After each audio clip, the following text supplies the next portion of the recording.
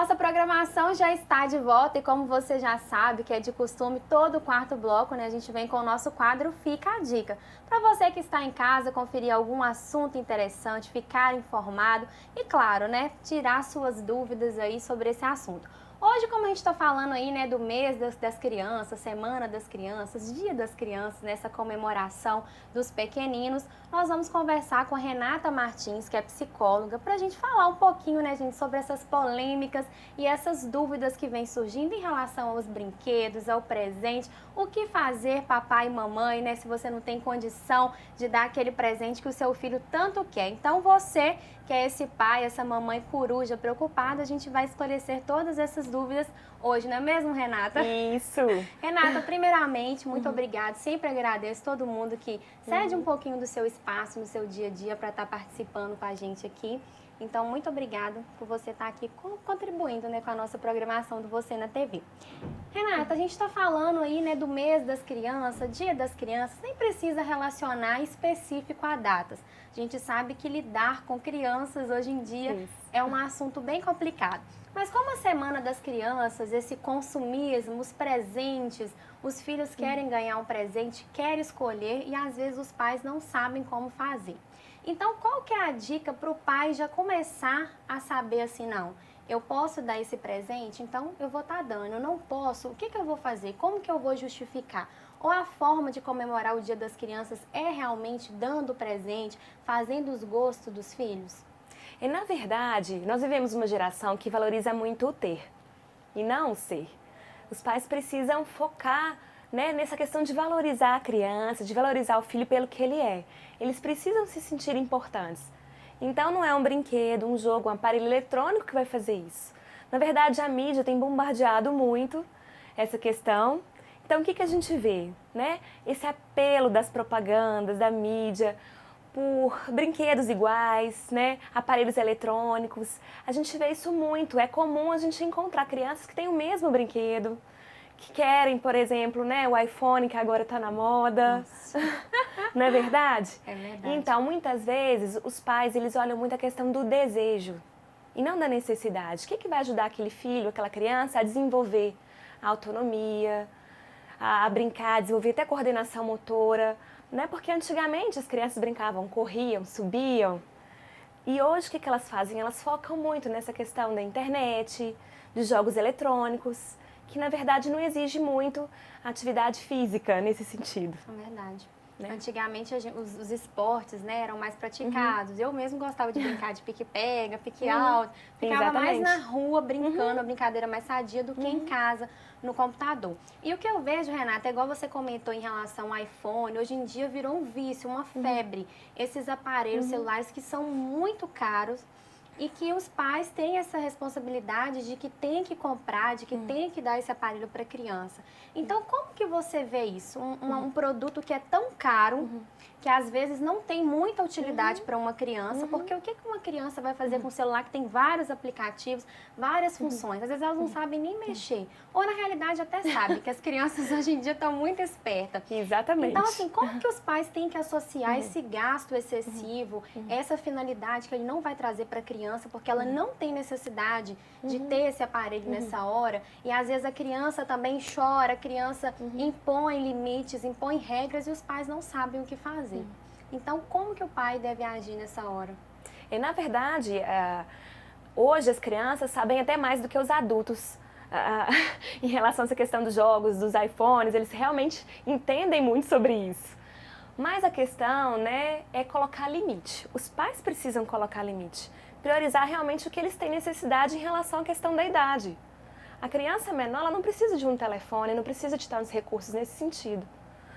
Talvez um adolescente já seja diferente. Os pais precisam eleger isso, o que é necessidade, o que é prioridade e o que é desejo, que é muito diferente. Renata, você até comentou comigo num bate-papo antes da matéria, falando sobre a questão da frustração, que hoje em dia isso quase não existe entre as crianças. Você podia explicar isso pra gente um pouquinho, até relacionado a essa questão do consumismo, da criança exigir, impor as suas necessidades? É porque, na verdade, hoje o que acontece? Né?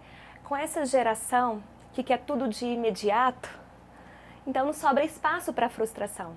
Porque a necessidade muitas vezes é deixada de lado e o desejo vem à tona.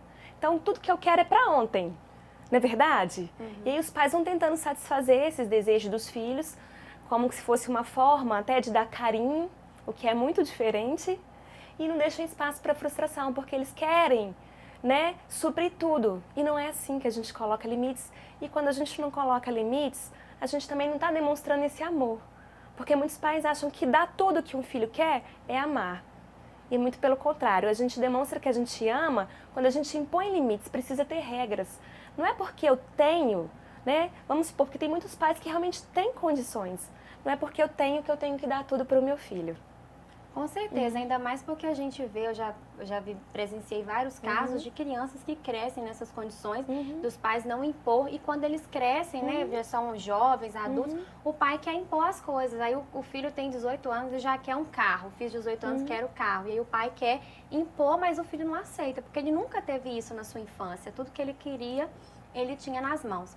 Exatamente. Renata, outra coisa que eu convivo, assim, que eu vejo no dia a dia, que me preocupa, que eu também queria que você deixasse, que eu acho que isso é uma dúvida até para os pais que estão em casa, é que hoje em dia, exemplo de escola particular. Sim. Tem pais que colocam os filhos em escola particular, mas tem crianças que são bolsistas, que estão ali por uma condição, né, que são inteligentes, fizeram provas e estão convivendo com essas pessoas que têm uma condição melhor. E igual você falou, essa questão do consumismo, todo mundo da sala tem um iPhone. Todo mundo da sala tem uma mochila de marca que é a melhor. Tem aquele tênis que olha assim de brilhar no olho. E essa criança, por ser diferente, por estar ali, né, incluída nesse meio, com essa forma, com essa condição de bolsista, dos pais que são mais humildes, que não têm essa condição, acaba se sentindo indiferente, porque ele não pode ter o mesmo nível que o outro coleguinha tem. E o pai também não sabe o que fazer, porque o pai já trabalha para poder tentar dar um estudo melhor para o filho, colocar ele numa condição melhor, mas fica perdido. Então, como que a gente também tem que assim, saber lidar em relação a isso? Até os pais também que têm essa condição, saber ver essa diferença. Porque não é todo mundo que tem a mesma condição. Não é eu posso andar de carro porque o outro anda, entendeu? Então, como que a gente pode aprender a trabalhar com essas indiferenças no dia a dia? É interessante isso, que a gente vai cair naquela questão, de novo, do ter e do ser. Né? A nossa sociedade atual valoriza muito o ter, por isso que essas coisas se tornam importantes. Mas a partir do momento que nós focarmos no ser, que os pais valorizarem, por exemplo, valorizar um filho pelo que ele precisa se sentir amado, especial, pelo que ele é, pelo potencial que ele tem. E todos nós temos potencial, não é verdade? Então valorizar o que ele dá conta, o que ele consegue fazer, o esforço dele, o desempenho. Porque muitos também focam no resultado. Mas o que ele fez para tentar conseguir aquele resultado? Às vezes, ele não vai conseguir o resultado esperado, mas ele tentou. Então, a gente precisa tirar um pouquinho, desfocar desse ter, das coisas, né, e valorizar o ser humano. Ele precisa se sentir especial, valorizar a autoestima. Assim, ele vai se sentir importante, independente do que ele tenha. Isso que você falou é importante mesmo. Renata, e assim, como que é você que trabalha com isso? Você é psicóloga, é escritora, professora, tem um currículo imenso, que lidar com isso todos os dias, com essas crianças, com as frustrações, que você até comentou que hoje em dia já está mais isolada. Como que você vê assim, uma atitude que os pais podem estar fazendo no dia a dia para melhorar essas situações, para mostrar para a criança esses limites, né? Como que elas têm que conviver com as outras pessoas no dia a dia, que não é toda hora que você pode pedir uma coisa que você vai ter nas mãos, né? O querer não é poder. Exatamente. Então, assim, como que os pais podem estar assim, se orientando em casa para estar passando isso para os filhos? É importante estabelecer primeiro as regras, né? E de forma clara. Porque tem muitos pais que deixam as coisas acontecer para depois colocar consequência. Então o filho não é avisado, ele não sabe o que vai acontecer. Isso não é bacana. Ele precisa expor essas regras, dialogar, isso é muito importante, o diálogo. Eu acho que ele tem ficado muito ausente nas famílias hoje. Né? Ainda mais com a tecnologia, né, Renata? Exatamente.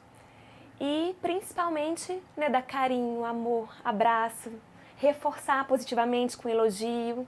Isso é muito importante. Dar atenção, né? Exatamente. Mas como que o pai pode lidar com essa criança que às vezes já não tem limites, já não sabe ouvir o não, que já é aquela criança que, ou então pelo fato que a gente está comentando aqui, de sempre falar sim para a criança, vai chegar uma época que o pai não vai poder falar assim o tempo todo. E aí ele se depara com aquele não. E aí a criança já não aceita. A criança quer impor, a criança chora, a criança não quer comer, a criança fica dentro do quarto. Então, como que também pode agir nessa questão? Na verdade, tudo passa pela questão dos limites. Só que muitas vezes os pais não dão conta de colocar limites. Quando realmente o pai tentar e ele não conseguir, aí ele vai precisar de procurar uma ajuda profissional. Aí o pai vai ter que procurar a Renata. Né? Aí já não tem jeito, né, Renata? E nós temos excelentes profissionais aqui em Valadares, né, que trabalham nessa área, mas realmente, porque muitos pais, às vezes, tentando acertar, acabam né, errando. E vão buscando alternativas. E muitas vezes realmente vão precisar recorrer a um profissional nesse sentido, né?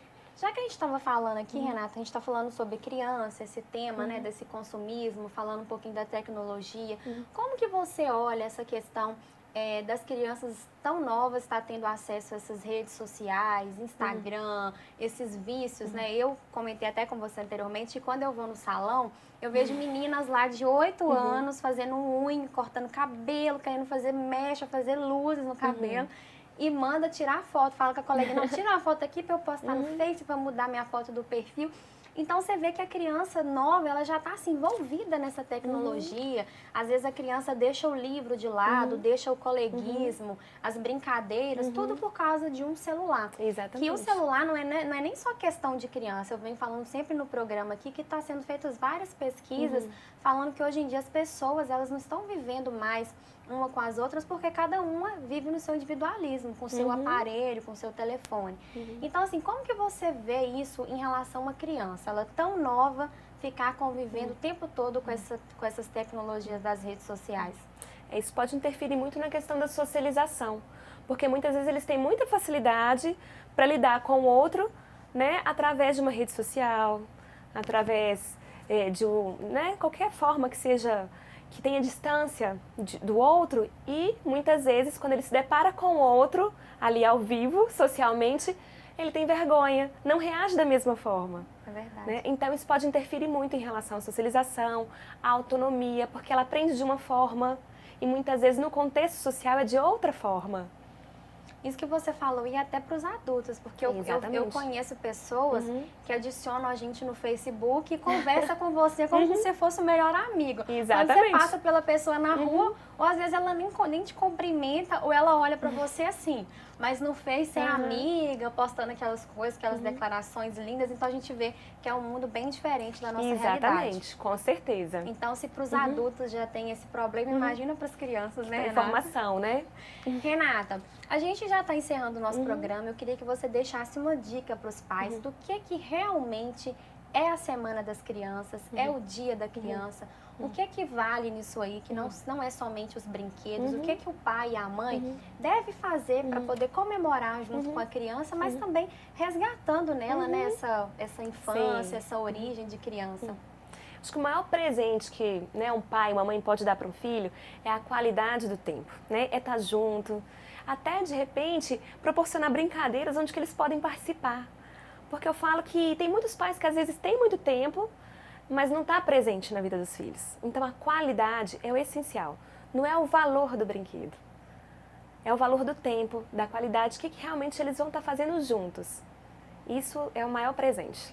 Eu também acho que isso é o que importa, é reunir com a criançada, fazer um bolo, um brigadeiro, uma coisa que ele gosta de comer, comprar uma lembrancinha que seja uma coisa mais simples, mas igual você falou, esse momento de família, de estar juntos, de comemorar, de agregar à criança esses valores que elas devem aprender, né?